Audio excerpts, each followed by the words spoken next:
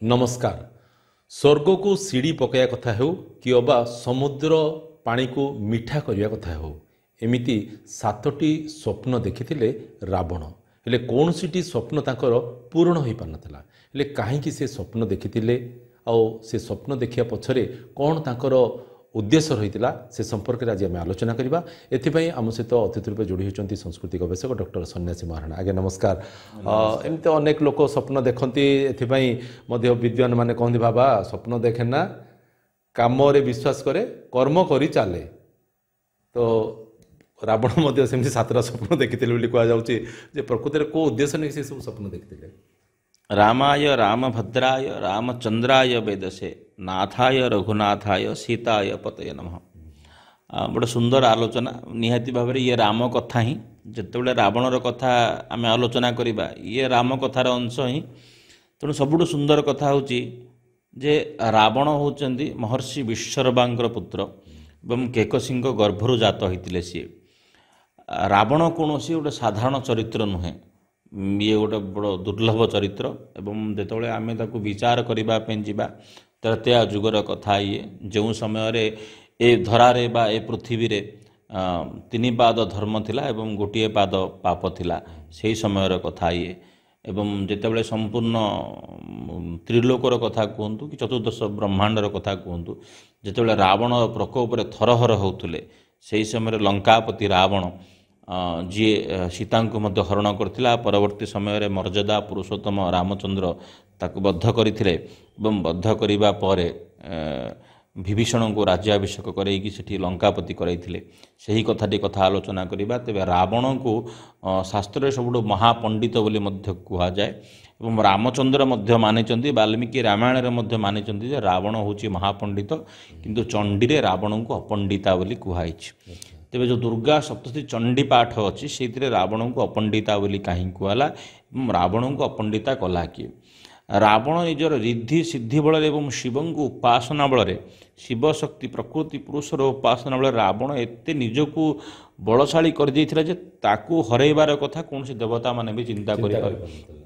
रावणर शक्ति कोठी थिला तार जोग शक्ति तार कर्म शक्ति तार ध्यान शक्ति एवं सी जो जिद्दियापण ता पाखे थिला जो एक जिद्दिया कथा थिला जहाँ ताकू दरकार ताहा हबो सही मत अनुसार रावण गोटे परिप्रेक्षी रे 7 गोटी स्वप्न देखिथिला।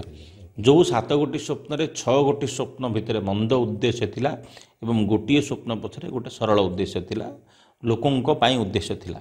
तेबे आजिर बड़ सुंदर आलोच्य विषय होची समस्त रावण स्वप्न कथा कहती रावण ताहा करथिला नाही। रावण 7 गोटी स्वप्न देखिथिला। प्रथम स्वप्न रावण देखिथिला जे लंकार गोटे सीढ़ी पड़ो स्वर्ग पर्यंत दैत्य माने प्रकृतितः से माने तामसिक से माने खराब काम लिप्त थांती तो से माने नरक बा जमदंड भोग करती स्वर्ग प्राप्ति करि पारंती नाही। रावण अनुभव करथिला मु हो कि मोर परवर्ती पीढ़ी माने हो जो माने पाप साम्राज्य को संभाଳିबे निहाती भाव में पाप करिवे। जदि जे मनुष्य पाप कला जीवन काल भितर से निहाती भाव में जमदंड भोग करिवो कि नरक को जीव। जदि रावण गोटे सीढ़ी लंकारु स्वर्ग पर्यंत पकईदेव ताहले से सीढ़ी रे समस्ते पलैबे स्वर्गालोक मृत्यु बा काल क्या स्पर्श करें जम क्या बांधिकी नबनी से निजे निजे स्वर्ग प्राप्ति करदेवे। ये बड़ा सुंदर उद्देश्य थिला। ता सहित रावणर द्वितीय गोटे स्वप्न थिला। रावण एते बड़ महाज्ञानी थिला जे रावण जानिथिला जे ए पृथ्वी पृष्ठ रे पीवा पानी बहुत कम अच्छी समुद्र पानी लुणिया बहुत अच्छी जहाँ आमर विज्ञान मध्य कहूँ मात्र 3% पानी ही पीवा पानी अच्छी 97% पानी आपणकर लवणयुक्त पानी अच्छी। रावण स्वप्न देखिथिला समुद्रर पानी जो महासागर पानी अच्छी संपूर्ण पानी को से मीठा करदेव एवं से पानी लंकावासी मध्य पीबे ये मध्य गोटे उद्देश्य थिला। किंतु आ द्वारा प्रकृति उपर कौन जैव विविधता प्रभाव पड़ो ताहा चिंता करनथिला। रावण स्वार्थपर होई निज कथा ही चिंता करथिला। द्वितीय गोटे प्रश्न स्वप्न तार मन भितर थिला जे सुना रावण को सुवर्ण बड़ प्रिय तेणु रावण तार लंकाटे को सुनार लंका मध्य करथिला। कहुए रावणर घर मध्य सुनार घर थिला बोली महल थिला बोली मध्य कहुए अपि स्वर्णमयी लंका लक्ष्मण में रोचते जननी जन्मभूमिश्च स्वर्गादपि गरियसी। तेणु यही मत अनुसार कहुई जे रावणर लंकाटी संपूर्ण सुवर्ण बा सुनार लंका थिला। ହେଲେ ସୁନା ପୃଥିବୀରେ ପୋତି ହେଇକି ଥିଲା। ରାବଣ ଚାହୁଁଥିଲା ସୁନା ଭିତରେ ସିଏ ଗନ୍ଧ ଉତ୍ପନ୍ନ କରିବ, ସୁଗନ୍ଧ ଉତ୍ପନ୍ନ କରିବ, ଯାହାଦ୍ୱାରା ସହଜରେ ସୁନା ଗୁଡ଼ାକ ସବୁ ହାସଲ କରିହେବ ଏବଂ ସମ୍ପୂର୍ଣ୍ଣ ସୁନା ଆଣିକି ଇଏ ସମ୍ପୂର୍ଣ୍ଣ ଯୋଉଠୁ ବାସ୍ନା ବାହାରୁଛି ଜଣାପଡ଼ୁଛି ଏଠି ସୁନା ଅଛି ବୋଲି। ଏ ମଧ୍ୟ ଉଦ୍ଦେଶ୍ୟ ତା ମନ ଭିତରେ ଥିଲା। ରାବଣ ଚାହିଁଥିଲା ତାର ଯେଉଁ ଦୈତ୍ୟ କୂଳମାନେ ଅଛନ୍ତି, ସେମାନେ ଦୈତ୍ୟମାନେ ଯେହେତୁ କି ସମସ୍ତେ କଳା ଆଉ ବିକଟାଳ ସ୍ୱରୂପ, ସେ ଚାହିଁଥିଲା ଦେବତାଙ୍କର ବର୍ଣ୍ଣ ଗୌରବର୍ଣ୍ଣ ହୋଇକି ସବୁ ଦେବତା ଦୈତ୍ୟମାନେ ମଧ୍ୟ ସୁନ୍ଦର ହେବେ, ଗୌରବର୍ଣ୍ଣ ହେବେ ବୋଲି ମଧ୍ୟ ଆଶା ଥିଲା। ତା ସହିତ ରାବଣର ଆଉ ଗୋଟେ ବଡ଼ ମନ୍ଦ ଉଦ୍ଦେଶ୍ୟ ଥିଲା। ରାବଣ ଚାହିଁଥିଲା ରକ୍ତର ରଙ୍ଗ ଧଳା ହେବା ପାଇଁ।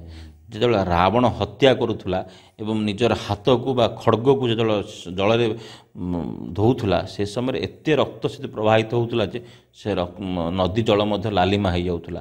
ତ ପାପର ପୁଣ୍ୟ, ପାପର ଫଳ ଜାଣୁଥିଲେ ସମସ୍ତେ ଯେ ରାବଣ ହତ୍ୟା କରିଛି ବୋଲି କହିକି। ତେଣୁ ସେହି ମତ ଅନୁସାରେ ସମ୍ପୂର୍ଣ୍ଣ ଜୀବଜଗତ ଅଭିଶାପ ଦେଉଥିଲେ ରାବଣଙ୍କୁ, ଏ ହତ୍ୟା କରିଛି ବୋଲିକି। ତ ମୁଁ ହତ୍ୟା କଲେ ସେଟାକୁ ଜାଣିପାରିନି, ସିଏ ରଙ୍ଗହୀନ ହୋଇଯିବ। ଏଭଳି ଭାବରେ ବିବିଧ ସ୍ୱପ୍ନ ଭିତରେ ମଧ୍ୟ ରାବଣ ଗୋଟିଏ ସ୍ୱପ୍ନ ଦେଖିଥିଲା ଯେ କୌଣସି ପିତା ଆଗରେ ତାର ପୁତ୍ରର ଯେମିତି ହତ୍ୟା ନ ହେବ, ଯେମିତି ନ ଯିବ। କାହିଁକି ଆପଣଙ୍କର ଜୀବନ କାଳ ଭିତରେ ଆପଣ ଯେଉଁ ସନ୍ତାନଟାକୁ ବଢ଼େଇଥିବେ ବା ଝିଅଟାକୁ ପୁଅଟାକୁ ବଢ଼େଇଥିବେ, ସିଏ ଆପଣ ଜୀବନ ଯାକର ସମ୍ପତ୍ତି, ଆପଣଙ୍କର ସନ୍ତକ, ଆପଣଙ୍କ ଉତ୍ତାରେ ସିଏ ଆପଣଙ୍କୁ ପାଣି ଦେବ।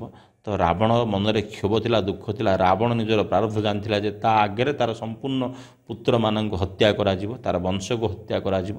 ତେଣୁ ଏଇଥିରୁ ବିମୁକ୍ତ ହେବା ପାଇଁ ସିଏ ମହାଦେବଙ୍କ ଆଗରେ ମଧ୍ୟ ପ୍ରାର୍ଥନା କରିଥିଲା। କିନ୍ତୁ ବିଧିର ବିଧାନ ଅଲଗା ଥିଲା। ମହାଦେବ କହିଥିଲେ, ମୁଁ ପୁରୁଷ ଏବଂ ପ୍ରକୃତି ତମ ସାଥିରେ ଅଛୁ, କିନ୍ତୁ କେବେ ହେଲେ ମଧ୍ୟ ଚେଷ୍ଟା କରନି ବତ୍ସ ଯେ ତୁମେ ପ୍ରକୃତି ସହିତ ଖେଳିବା ପାଇଁ। ରାବଣ ଯାହା ସ୍ୱପ୍ନ ଦେଖିଥିଲା ଏସବୁ ପ୍ରକୃତିର ବିରୋଧାଭାସ ଥିଲା। ଆମ ଜୀବନ କାଳରେ ମଧ୍ୟ ଗୋଟିଏ ସୁନ୍ଦର କଥା ହେଉଛି ଯେ ରାବଣର ଏ ସ୍ୱପ୍ନରୁ ଆମେ ଗୋଟିଏ ଜିନିଷ ଶିଖିବା, ଆମେ ଅଧିକା ମହତ୍ୱାକାଂକ୍ଷୀ ହେବା ଆବଶ୍ୟକ ନାହିଁ।